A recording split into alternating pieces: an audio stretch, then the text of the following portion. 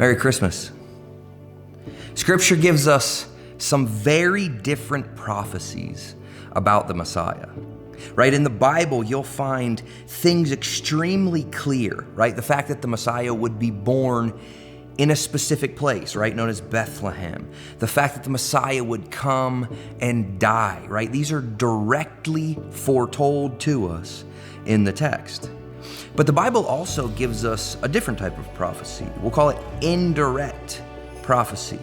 And that indirect prophecy is seen through the history of God's people as God has them play out the salvation story without them even knowing it. That's what we find in today's text of Genesis 22, verses 1 through 14. Abraham is told to take his son Isaac and sacrifice him. Why would God do that? Right? This doesn't make any sense. And to Abraham, this seems like rudimentary living, right? Simple obedience to God. But in reality, it's God having Abraham walk through what Jesus Christ was going to come and do. And Abraham's totally unaware. Abraham's obedience to God's instruction in the text is foretelling of the Messiah, Jesus Christ. Here in Genesis 22, Abraham and his son, the son whom he waited for a long time, the son promised to Abraham by God, and the son whom the Messiah would have to come through. It has to filter down through that line. But God tells Abraham to, it's very specific in the text, offer your son, your only son whom you love.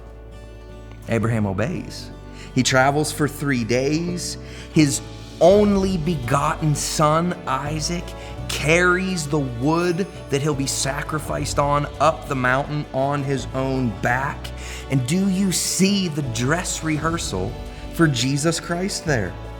Christ being God's only son, the only son whom he loves very much. And Jesus Christ would come to earth, born to die a sacrificial death, and he would carry his own cross, his own instrument for crucifixion. But in this text, Isaac doesn't die. Isaac is not sacrificed. Isaac is a sinner. He's not even an appropriate sacrifice. It wouldn't work for us.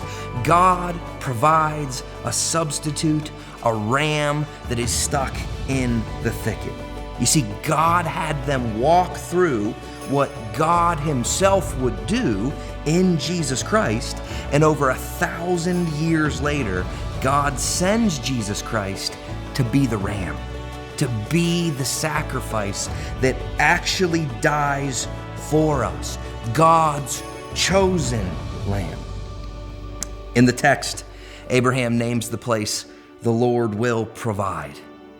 And guess what? He did. Merry Christmas. That's what we're celebrating this month as we look towards the substitute, the sacrifice, the provision of God, Jesus Christ.